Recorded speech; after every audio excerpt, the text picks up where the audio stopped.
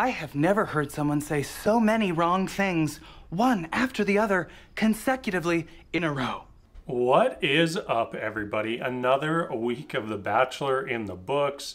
You know, we've got all of the villains. Is it safe to say that we've got all of the villains sent away, sent packing, and now we can finally focus on love, right? Like, surely no more drama is going to happen. No one else is going to show up, and they're definitely not going to totally milk someone showing up for weeks upon weeks upon weeks, right? You know, as much as I want to start on that 2-on-1, let's jump straight into Heather. You know, this has been milked like from the season previews. It was the cliffhanger last week. It's the cliffhanger this week. And like, what did we actually get from it? We got one scene where Matt saw her, started laughing, stood up, embraced her, and that's it. Like, that's like what we got. That's how much all this build up. And like, we've all seen the previews. We've seen the season preview. We've seen the preview for this week. And it really looks like she's not going to be there longer than one night. So why are they milking this so much? It just kind of blows my mind. You know, Heather actually genuinely seems interested in Matt, and I think it's a shame how this all went down. I have no problem with old contestants coming on new seasons. Like, if they genuinely are interested in meeting that person, why not? I have no problem with them getting a second chance. But the way this is handled, where she's showing up halfway through the season, just doesn't really make sense, and you know, doesn't, like, it's totally just a gag to get us all interested in the show. One thing I did not like from all of this was we're 100% setting up for the OGs versus the new girl 2.0. You know, we already just finished this exact same story. It got Anna, MJ, and Victoria all sent packing, and immediately we're starting to see all the girls just revert to that exact same behavior. So, you know, as much as I'd like to blame all the toxicity in the house on Victoria, just what we saw in that little clip from next week and the little bits we saw at the end of tonight's episode, maybe it's actually a little deeper than that and does not stop at just Queen Victoria. So we have that to look forward to. Some more people being horrible to other people just because they've been somewhere longer than the other person. Ridiculousness, and really hope that we don't get into that same viciousness that we saw previously. All right, let's jump back to that initial 2-on-1 with Jasenia and MJ. How delusional is MJ? Completely, utterly, and totally. Is she not aware that, like, they're going to air the footage that they record with the cameras that are pointed at her all day?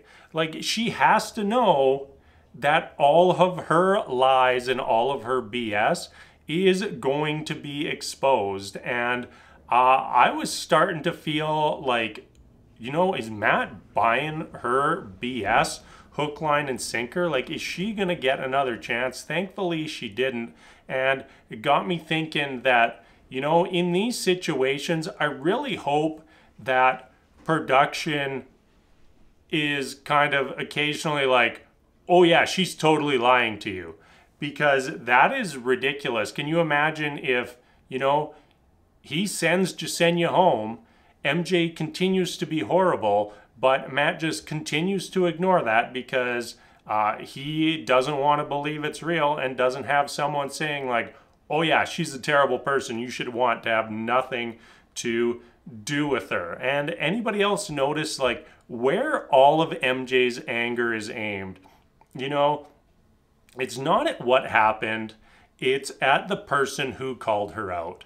It's at the person who got her in trouble. It's not for the things that were done, the things that she said. It's all about her anger directly focused at Jasenia, and that's just really just says all you need to know about a person like MJ. You know, no accountability, and it's kind of good to see that she can take her weak bitch energy and harmony and go home. So we're done with MJ.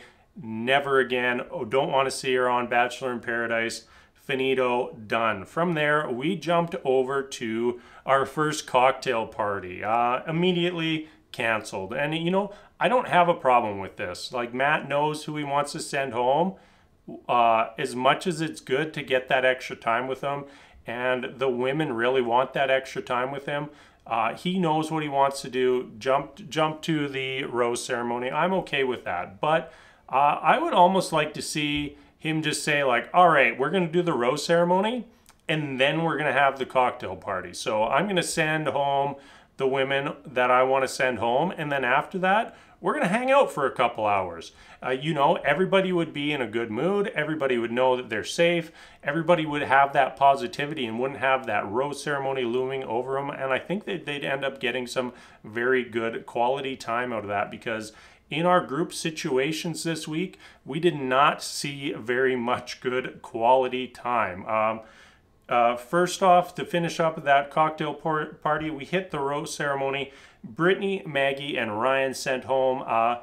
Honestly, the first time I've really felt bad for anyone getting sent home this season. Up to this point, they've done the evictions, and I've just been like, meh, you know, there's not much there, no connection. Outside of maybe Marilyn, I just haven't had that feeling towards people getting sent home. And this was the first time where I was like, oh, I wish, like Maggie, I wish we would have just got to see more Maggie. That is somebody I would like to see on Bachelor in Paradise. And yeah, so it kind of felt bad for them, but the connections just weren't there, and it's their time for their journey to end. Then for some reason, we got into this fight between Serena and Katie. Serena, you can just add her name onto the list of delusional women.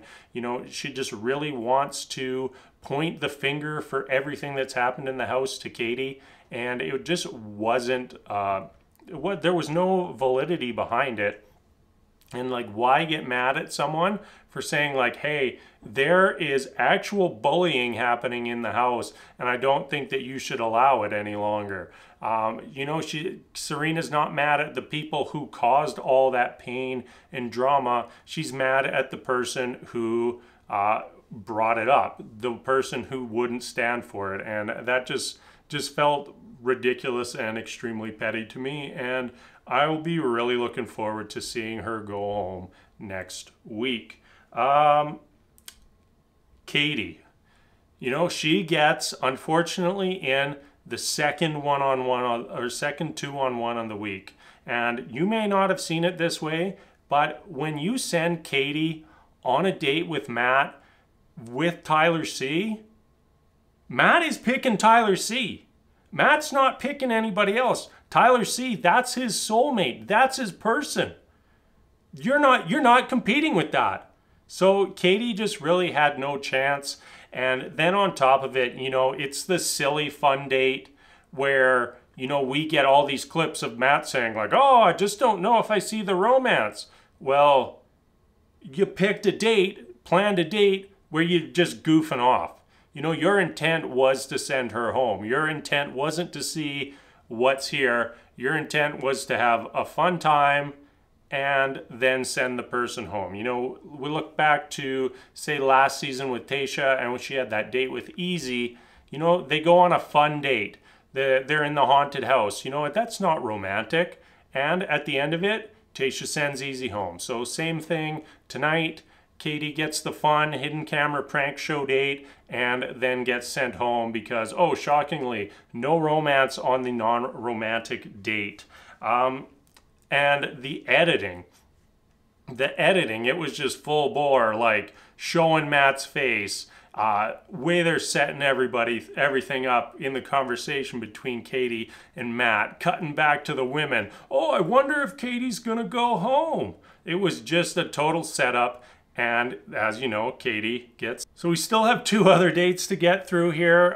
Not much going on either of these. First up, Piper gets the one-on-one date. Cute little carnival in the forest. It was just a really cute date. And I think that's about all I really took from it. I think there's a lot of physical attraction there between the two. You know, we saw last week Matt running away from MJ, running into Piper's interview and just making out with her. It seemed like they just really wanted to make out with each other tonight. And, you know, I don't really have much to say about it. The only thing that really sticks out to me is when they're having their dinner conversation and Piper is going on about, oh, I'm so bad at expressing my feelings. I'm terrible at expressing my feelings. By the way, I love you. I'm like, Piper, that's not how it works. You can't say like, oh, I'm just terrible at this, terrible, and then immediately just do it.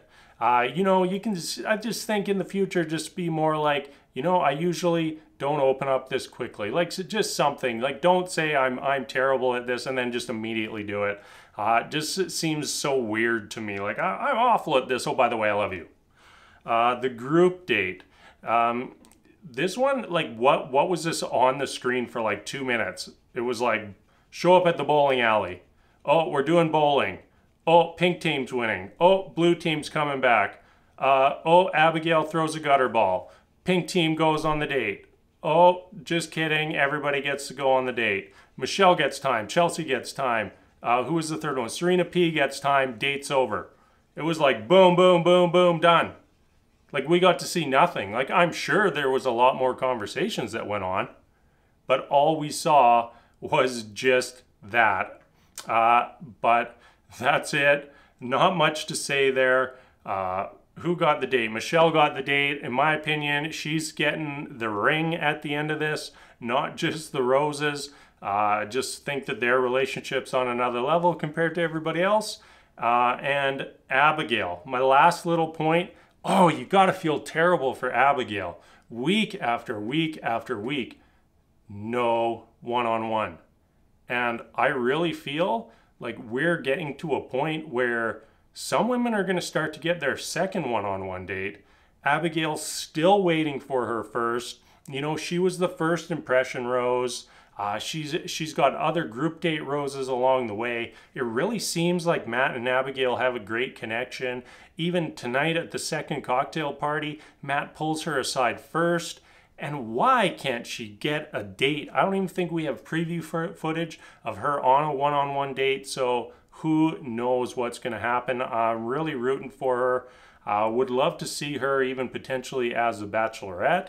I just have really liked her this season. I know that there are rumors out there already who the actual Bachelorette is going to be for next season, but I'm still rooting for Abigail. I just want to see more of her. I want to see her love story. If it's not going to be with Matt, then with someone else. So I'm going to wrap things up there for tonight. I think this is a pretty long video, but there's quite a bit to say, I guess. So as always, thank you so much for watching. And until next time, we'll see you later.